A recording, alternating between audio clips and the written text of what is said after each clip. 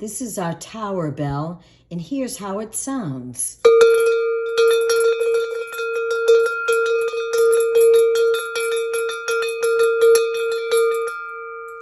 It has a nice loud ring.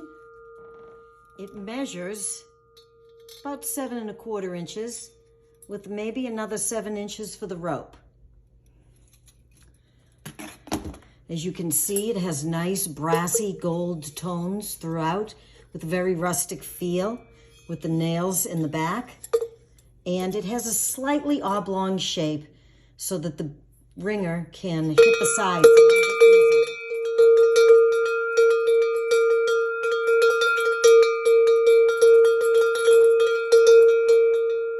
You can also attach a string to this rope to make it ring also.